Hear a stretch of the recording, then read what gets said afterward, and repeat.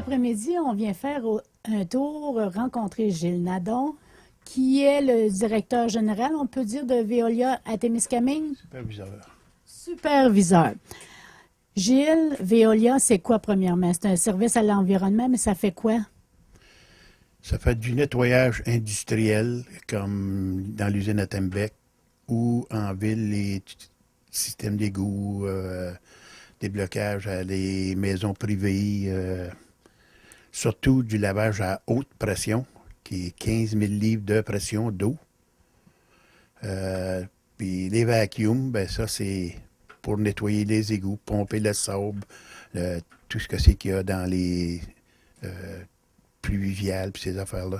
C'est ça qu'on ramasse. Avant d'aller dans les détails, bon, moi, je veux connaître le parcours de Gilles Nadon. Parce que moi, je sais que tu es sur le bord de ta retraite, là. Je suis en plein dedans. La seule affaire, je me suis donné encore une couple d'années là, pour pas trop m'ennuyer. Fait que pas débarquer trop vite. Ça rend malade, débarquer trop vite. Puis ça rendrait malade, Gilles. Je te vois pas arrêter complètement. Gilles, bon, t'as pas toujours travaillé là-dedans. Qu'est-ce que tu as fait dans tes débuts? Ben, le temps que j'étais à Témiscamingue, on travaillait pour la CIP, pour les contracteurs comme Steben, dans les digesters, ces affaires-là. Et puis, à un moment donné, j'ai fait 6 ans sur la rivière Ottawa, les draver, puis descendre le bois que Tembec avait besoin de pas de Mattawa, de Notre-Dame-du-Nord à Témiscamingue. J'ai fait ça pendant 6 ans. Par après, j'ai fait une belle année au golf course à Témiscamingue. Après ça, je suis déménagé à Rouen dans les années 67, 68, tout de même, ou 70, là, dans ces années-là. Là, j'ai travaillé pour Voyageurs sur les autobus, dans le garage, dans le mécanique. Et puis, j'ai travaillé un peu sur la route. Il fallait livraison de bateaux pour Abitibi. Après ça, je suis rentré pour Sanimobile, qui est aujourd'hui Veolia. Oui, c'est ça, ça s'appelait Sanimobile auparavant. Mais c'est la même compagnie? Ben, avant ça, c'était Sanimobile, c'était différent.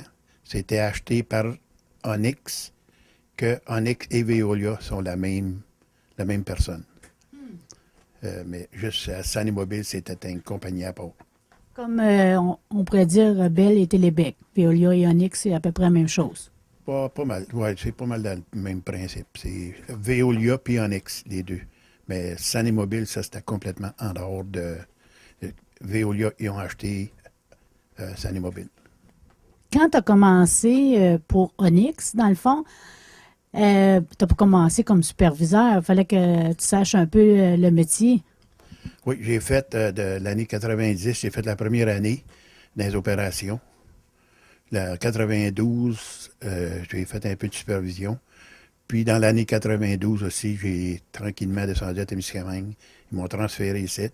Puis en fin de 92-93, j'ai embarqué superviseur. Tu es natif de Témiscamingue. Oui, depuis 45. Bien proche de dire mon âge. Et c'est pas quand même vous avez plusieurs enfants. Je sais qu'il y a Richard qui demeure aussi à Témiscamingue. Oui, il y a Richard qui reste encore ici. Il y a 3 de mes sœurs à North Bay, une à Rouyn-Noranda. Bon, là, tu as décidé de t'implanter et de demeurer à Témiscamingue. Ben, de demeurer, en tout cas, en région, là, proche. L'avantage, est-ce que, bon, tu connais les places, tu connais Tembec, est-ce que c'est plus facile pour toi de connaître, bon, comment va aller ton travail? Parce que ça ne doit pas être évident, là. Tu dois rencontrer toutes sortes de choses. Comme tu dis, bon, des fois, c'est des égouts, mais des fois, c'est, bon, là, tantôt, tu vas m'expliquer un peu plus, là, comme à Tembec, c'est quoi que tu peux rencontrer. Ben, qu'est-ce qui arrive? C'est tout, comme tu dis, c'est toutes sortes d'ouvrages. On ne sait jamais quand est-ce qu'on commence, on ne sait jamais quand est-ce qu'on finit. On peut être une semaine qu'on ne fait pas grand-chose, mais on fait des semaines qu'on en fait 75, 80, 90 heures d'une semaine. Fait que, mais normalement, c'est Tembec, 3 quarts de mon ouvrage. On va dire 95 c'est Tembec. J'ai une petite job ici à North Bay, puis deux à North Bay, deux clients à North Bay. Mais Témiscamingue, c'est mon gros client, que lui me donne tous mes shutdowns qu'ils ont. Puis shutdown, c'est qu'ils appellent, c'est quand ils font du nettoyage dans un département, comme le steam plant, c'est moi qui rentre, qui nettoie tout, dedans des tuyaux, ôter la sonde, puis tout ce que c'est qu'il y a là-dedans, tout est nettoyé, le remettre au métal, comme il était, pas même s'il était nu. Donc, on leur donne, les autres, ils se remettent en marche. En même temps qu'on fait les bouilloires, on fait les évapes. En faisant les évapes, on fait Témico, qui est dans le plan d'alcool, que les autres aussi ont des lignes de liqueur ou de l'alcool ou n'importe quoi à nettoyer. On nettoie toutes les égouts, les lignes, les bouilloires, tout. Puis vider des réservoirs de temps en temps aussi. Disons, une personne veut se faire engager. C'est quoi ses qualités premières qu'il a besoin? La première chose qu'on demande à une personne quand on l'engage, justement, j'en ai fait des entrevues cette semaine, santé, sécurité, la première des choses. On leur explique tout, qu'est-ce qu'il y en est, sur le bord santé, sur le bord sécurité. Après ça, on leur montre quelle sorte d'ouvrage qu'on fait. Après ça, je fais venir soit personne de Rouen ou Montréal, ça dépend de qu'est-ce que c'est qu'il faut y montrer. Quand c'est comme cette semaine, on a eu donné des cours de haute pression. Bon, mais ça, ils en ont, les autres, tout bien pour une semaine à vraiment travailler comme troisième homme, parce que d'habitude, ça prend deux par camion. On met un troisième homme, on y montre tout, comment ça marche. Lui, il reste en arrière, il fait rien que regarder. Donner un coup de main, monter ses hausses, mais il touche à rien pour travailler. Il fait rien que surveiller. La même chose avec le vacuum. Il montre comment travailler avec le vacuum, mais il reste toujours troisième homme, tant aussi longtemps qu'on n'est pas sûr qu'il est capable de faire la job. Puis là, quand les personnes de Montréal ou Rouen viennent, ils donnent son cours, ils posent des questions, et là, ils peuvent voir si le gars il est capable ou s'il n'est pas capable. À un moment donné, on l'essaye. On dit, OK, essaye celle-là. À place de mettre 10 000 livres de pression, on va mettre 4-5 000. Fait que de même, ben, il s'habitue tranquillement à comment travailler avec. Parce que ça, c'est aussi dangereux qu'un fusil dans tes mains. Je comprends parce que je me verrais pas, moi, à tenir ça. Je serais sur le dos tout de suite. Même à 4000. J'imagine qu'il y a des trucs pour ça. Mais, disons, je pense à une personne qui est dédaigneuse. Une personne qui a les odeurs, la dérange facilement. Faut pas. Est-ce qu'une personne va s'habituer ou est-ce que tu n'as déjà vu qu'ils sont pas capables? Ah, c'est sûr qu'il y en a qui sont pas capables de même rentrer comme dans des espaces clos. Il y en a qui sont pas capables, fait que c'est quasiment pas bon pour nous autres. Puis il y en a qui sont allergiques à la poussière, comme il y en a qui sont allergiques à l'eau, fait que on en a eu déjà. C'est toutes ces affaires-là, il faut toutes mettre ça en ligne de compte, là. Toutes les vérifier de A à Z. Tout ce que c'est qu'ils ont fait avant. S'ils ont travaillé qu'à ça de job, ils ont-tu peur des hauteurs, ils ont-tu peur de rentrer dans les espaces clos? Parce que tout ça, ces espaces-là, on donne le cours pour ça, comment rentrer dedans. Quand tu rentres, tu barres, tu t'assures que tout est sécuritaire avant que le monsieur rentre là-dedans. Mais j'en ai ici deux nouveaux que j'ai pris. Les autres, non, pour peut-être bien 2 mois, avant que je vienne à bout de les faire rentrer dans un espace clos.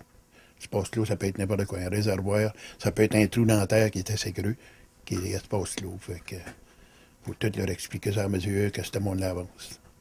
Fait que c'est pas un travail de bureau, là. Faut pas croire qu'on va travailler au bureau bien souvent. Non, il m'a dit, comme on dit, ça a l'air être compliqué, mais j'en ai, moi, qui sont ici, là, ça fait 10-15 ans qu'ils sont avec moi. Puis aujourd'hui, ça va très bien. Ils sont habitués. Il y a des spécialistes, moi, dans mes gars, moi, qui font des certains jobs, que c'est eux autres que je mets là-dessus. D'autres sont moins habitués, je les mets sans vacuum ou quelque chose de même, où c'est pas trop compliqué. Fait que les gars, je les classe tous où ils sont supposés d'aller pour les jobs qu'ils font. Fait que dans le fond, toi, ce que tu as besoin, c'est des camions avec beaucoup d'équipements dessus. Tantôt, on ira voir qu'est-ce que ça comprend. Mais là, on voit des bureaux. Il y a un garage aussi, j'imagine, pour réparer les camions et nettoyer les outils. Oui, qu'est-ce que c'est qui arrive? Nous, comme tu dis, le nettoyer nos camions, ça, c'est tout fait. Attends, mais quand on finit, on vide le réservoir, on vide notre camion, on le nettoie, on s'en revient à la shop. Notre camion, il devrait être tout nettoyé, décontaminé avant qu'il se représente ici. Où qu'on travaille, on décontamine le camion après. Puis pas mal tout ce c'est qu'on fait à Tembec. Ils reprennent tout leur matériel, les autres. Ils leur reprennent tout. Ils ont des places pour les, je dirais ça, les déposer du matériel qu'on a. OK, fait que vous emmenez pas ça à l'extérieur de l'usine. Fait comme ça, ben, s'il y a quelque chose de contaminé, ça reste là. Si, ça dépend. Tu peux en avoir des contaminés que tu peux envoyer en disposition. Si on le pompe, met ça dans un camion, mais ici, le dessus, on l'envoie. Si ça va à Montréal, si ça va dans les États, si ça va loin, on l'envoie en disposition. Mais ça, c'est rare, mais ça s'en fait. Comme nous autres, on a un camion qui descend toutes les semaines de loin, qui ramasse les déchets que les autres font, mettent ça dans des bacs, autrement dit. C'est tout scellé. Les autres ramassent ça, puis amènent ça dispersé où c'est supposé d'être disposé. On l'emmène à loin pour commencer, puis après ça, on l'envoie dans une place qui sont supposées d'être nettoyées ou dompées.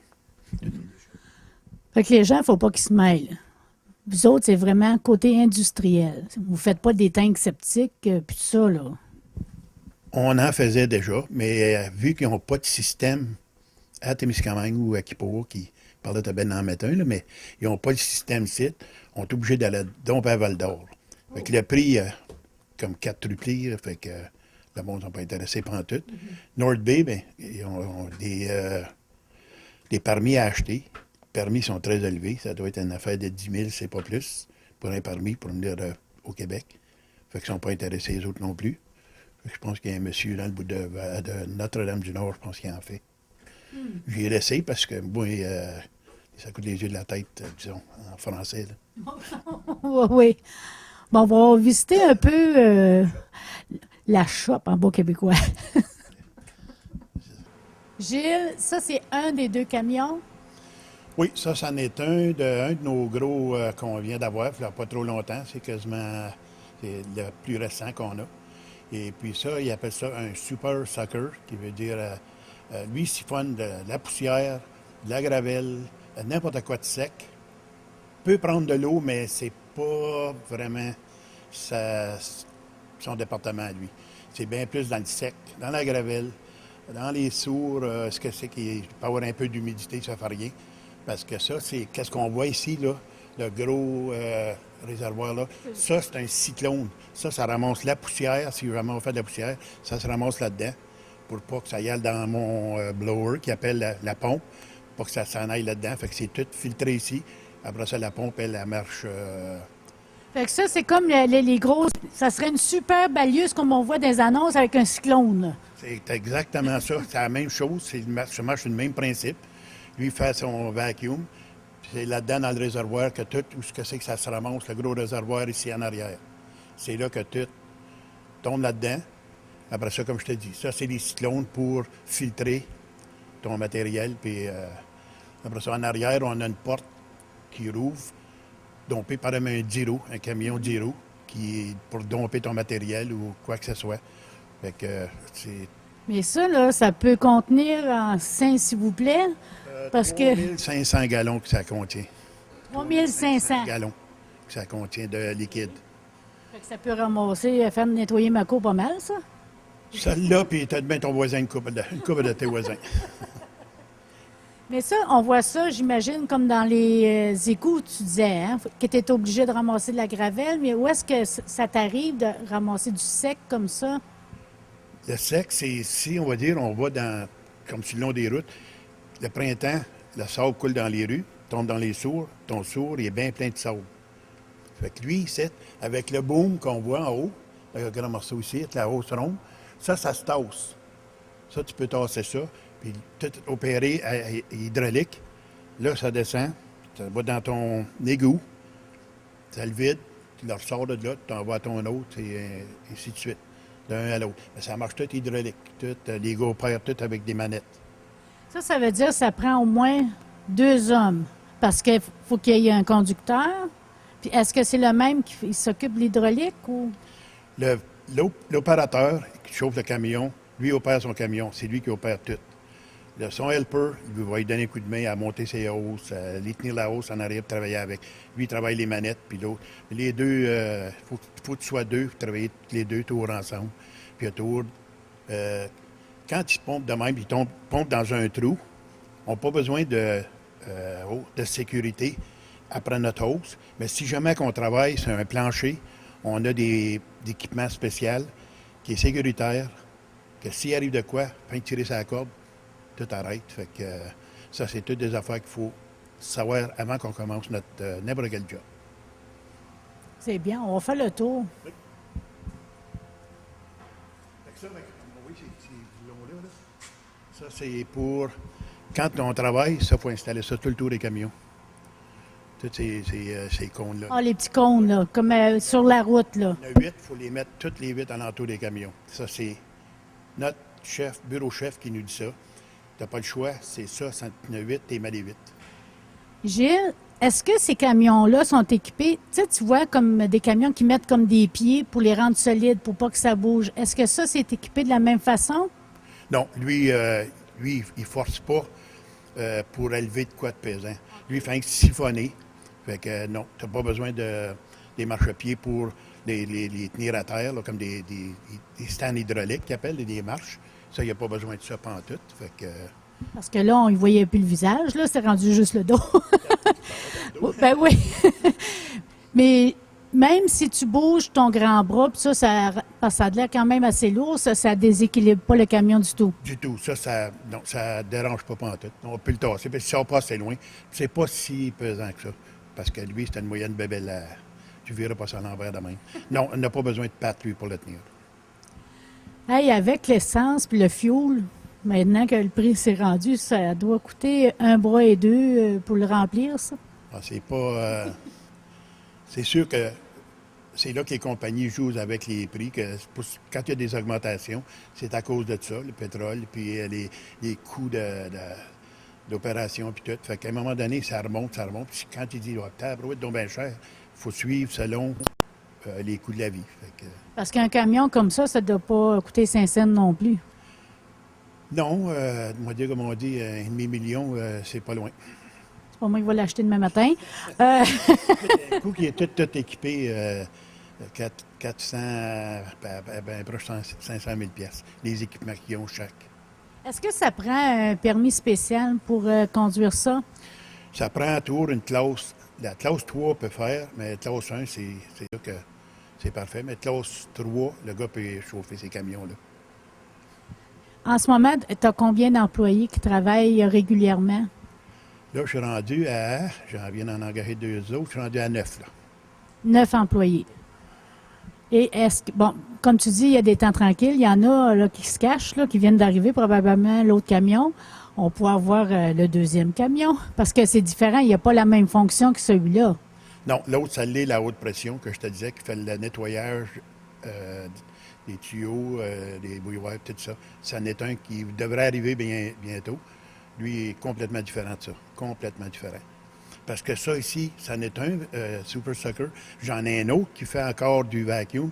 Lui, il l'appelle vacuum parce qu'il pompe de l'eau liquide, n'importe quoi, caustique. Il est un réservoir en stainless qui est, pour dire un peu, qu'on va brûler la boîte avec le caustique ou l'acide ou n'importe quoi.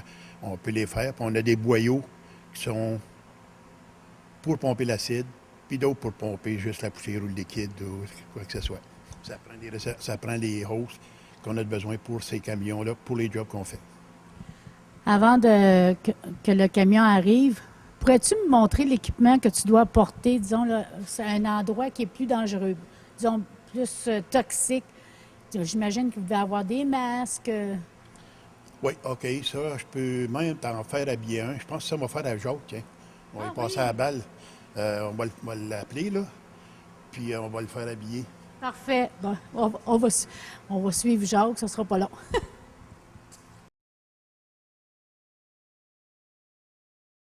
Gilles, peux-tu me présenter le monsieur? C'est Jacques, c'est lui qui s'occupe justement de la shop, le lavage de citerne, tout ce que c'est qui concerne le garage aussi. C'est tout dans ses mains à lui. C'est lui qui pogne son gars pour travailler avec lui ou quoi que ce soit. L'ouvrage, c'est tout lui qui a fait dans le shop. Le nettoyage, c'est lui qui est attitré à ce poste. Bon, là, il y a des pantalons de rubber, il y a des bottes. Est-ce qu'ils sont safety boots, qu'ils appellent, là? Ça, c'est safety. Puis en plus, qui s'en va dans le citerne. Il va avoir son suit de rubber, il va des gants de rubber, des lunettes de sécurité, son casque de sécurité, des lunettes, et puis le full face, un masque qui couvre tout le visage avec des filtreurs. C'est rien que s'il y a des gaz dedans, ben nous autres, on est deux fois protégés d'avance. On prend notre moniteur, on vérifie les gaz qu'il y a dedans, si les gaz sont hauts ou quoi, l'oxygène, c'est bon, tout. On a un registre ici, on rentre tout ce que c'est qu'il y a à rentrer dans le registre. Fait qu'il se passe quoi que ce soit. N'importe qui arrive ici, regarde le registre, tout est correct, tout est beau. Fait que lui, il rentre dedans, il lave son petit système qui prend à peu près 45 minutes. Fait que vous n'avez pas de canari que vous traînez avec vous autres, voir s'il va mourir ou pas. C'est pour ça qu'on a une deuxième personne qui est en haut avec lui, qui surveille, fait certain que tout est correct. Quand il a fini, lui, il sort. Là, ils font son petit rinçage. Là, il redescend en bas, il referme tout ça.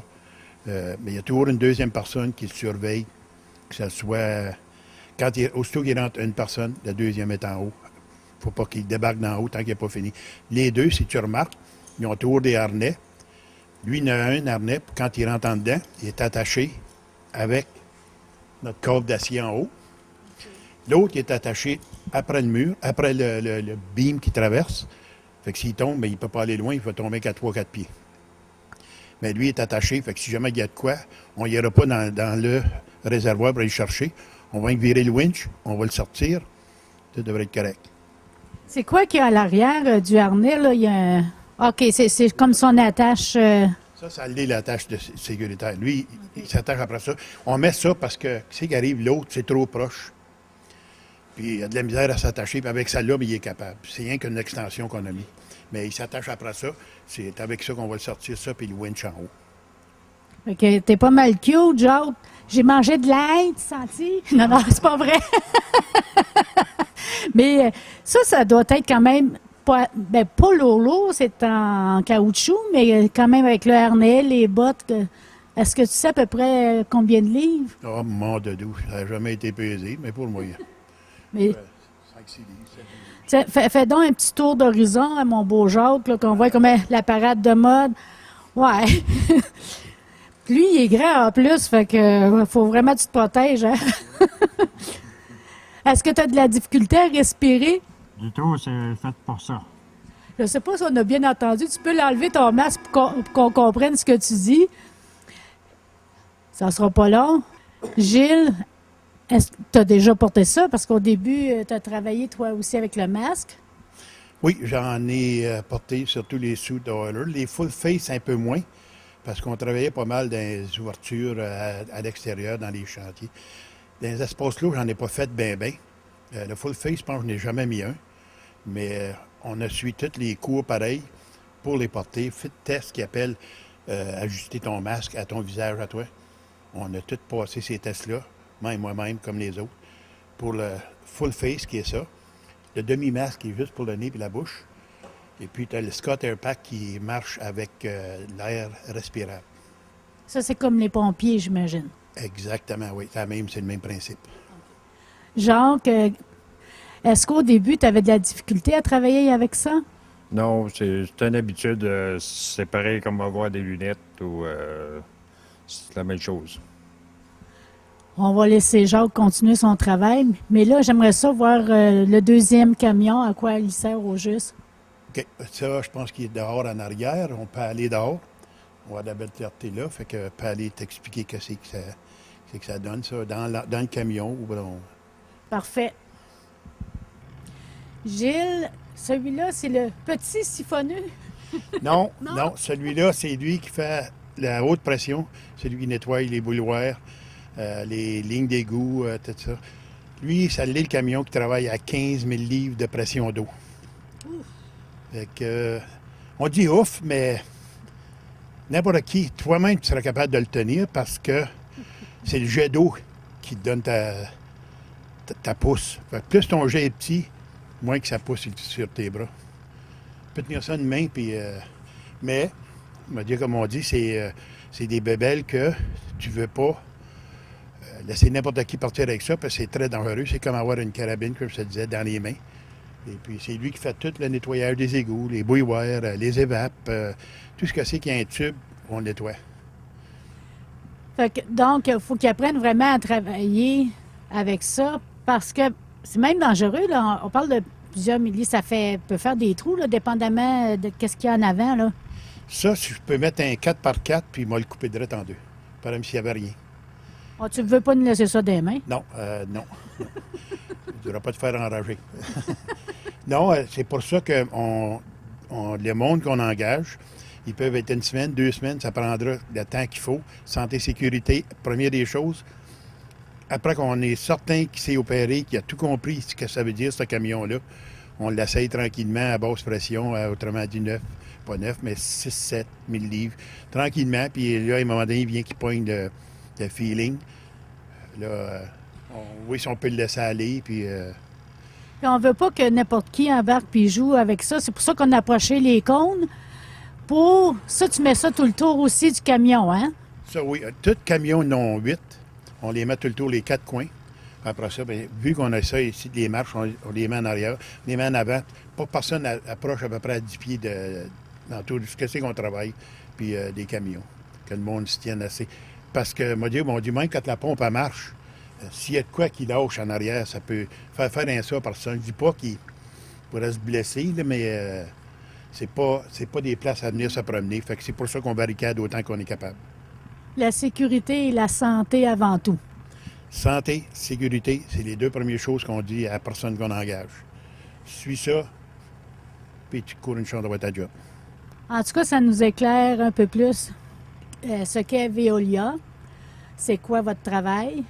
En tout cas, merci beaucoup de nous avoir accueillis, Gilles. Et bonne continuité, parce que jusqu'à temps que tu sois décidé vraiment à prendre ta retraite. Oh, mon Dieu, comme on dit, tant que ça va comme ça va là, santé est bonne, première des choses, fait que on continue, on va y donner encore, je figure, un autre couple d'années, 2011, 2012, après ça, ben, on va bien y penser, certains, sérieusement. Continue à jouer de la guitare comme passe-temps, parce que c'est un joueur de guitare expert. Il opère. C'est moins dur ça que travailler là-dessus. Merci encore, Gilles. C'est moi qui vous remercie.